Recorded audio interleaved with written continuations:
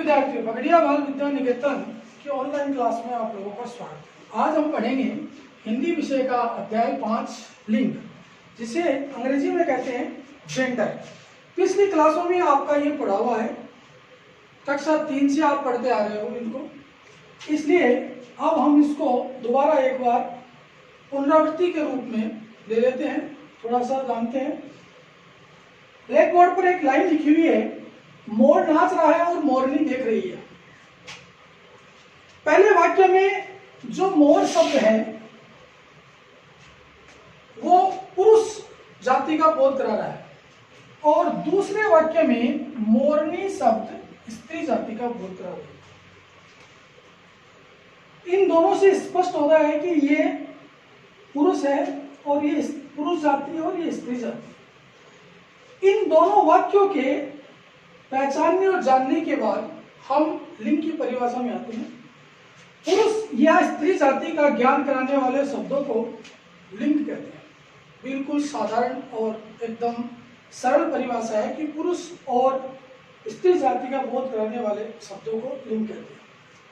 व्याकरण में लिंग के दो प्रकार बताए गए हैं, एक पुल्लिंग और दूसरा है स्त्रीलिंग।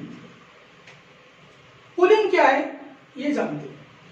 पुल्लिंग जो पुरुष जाति का बोध कराता है, जो पुरुष जाति का ज्ञान कराता है, उसको हम पुल्लिंग कहते हैं।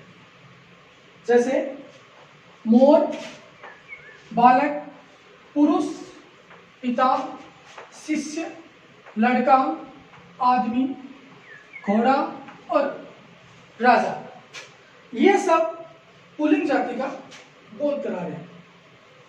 दूसरे में हम आते हैं स्त्रीलिंग। जो स्त्री जाति का ज्ञान कराते हैं शब्द, उन्हें हम स्त्रीलिंग कहते हैं। आपको अच्छी तरह से समझ में आए, इसके लिए मैंने ऊपर वाले शब्दों का जो पुल्लिंग है उन्हीं का नीचे मैंने स्त्रीलिंग लिखा है।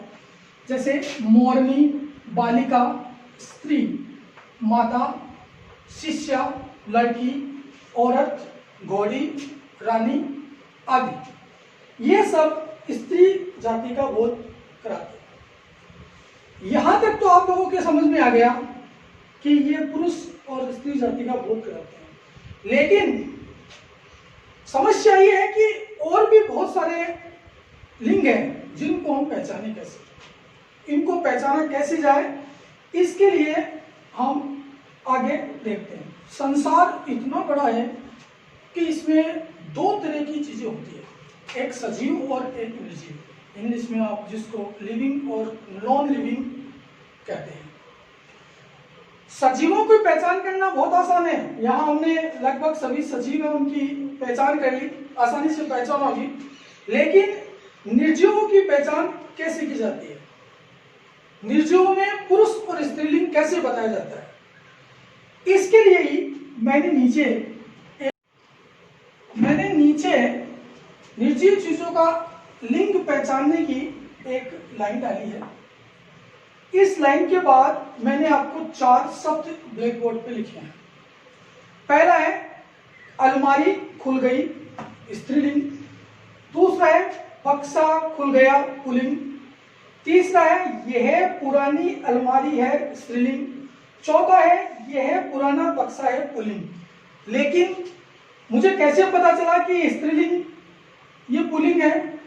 इसके लिए क्या है कि हम इन उदाहरणों से ये पहचान सकते हैं कि यदि दैनिक जीवन में प्रयोग आने वाली वस्तुओं का हम जब प्रयोग करें तो उनको पहले उनका एक वाक्य बनाया जाए, और वाक्य में हम क्रिया और विशेषण के द्वारा ये पता लगा सकते हैं कि ये स्त्रीलिंग है या पुल्लिंग है।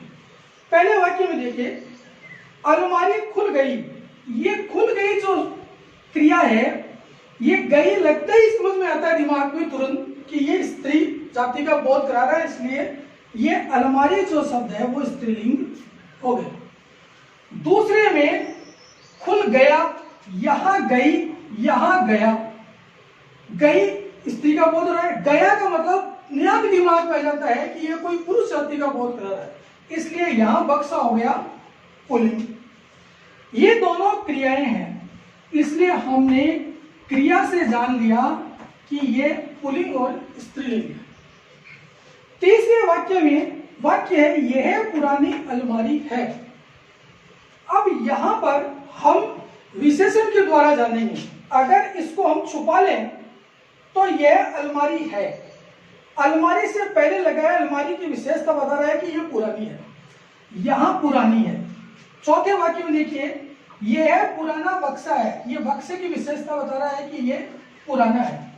अब इस पुरानी और इस पुराना दोनों को पढ़ो, पढ़ते ही आपको पता चलेगा कि पुरानी बोलते ही समझ में आता है कि ये स्त्री जाति का बोध करा रहा है, इसलिए यहां अलमारी हो गई स्त्रीलिंग।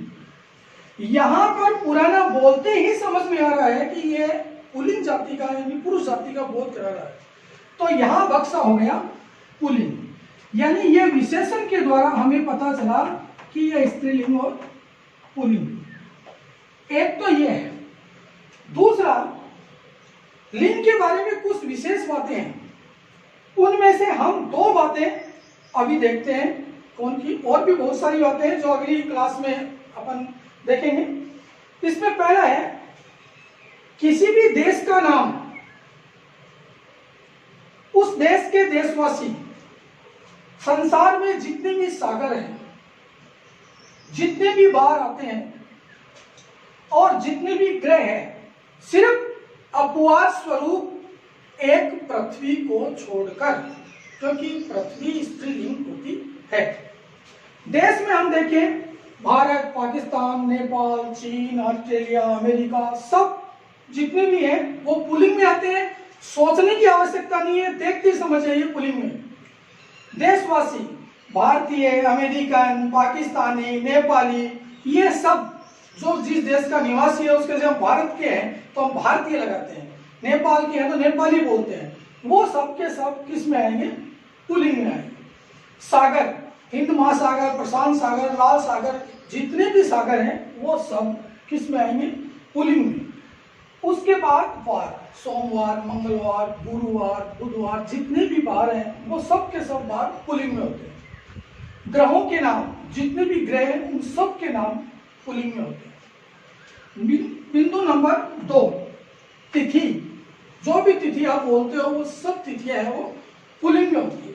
जितनी भी तिथि हम बोले, जैसे तीज बोले, चौथ बोले, पंचमी बोले, वो सब तिथि स्त्रीलिंग में होती है। नदी, जितने भी नदियों के नाम है, गंगा, यमुना, सरस्वती, जितनी वो सब के सब नदियों के नाम है वो स्त्रीलिंग में होते हैं। भाषा, जितनी भी भाषाएं बोली जाती है उनके जितने भी नाम है वो सब स्त्रीलिंग में, प्राय स्त्रीलिंग में होते हैं। प्राय उन्हें माना जाता है कि वो स्त्रीलिंग में है। इसके आगे की कुछ विशेष बातें हम अगली ऑनलाइन क्लास में करेंगे। धन्यवाद।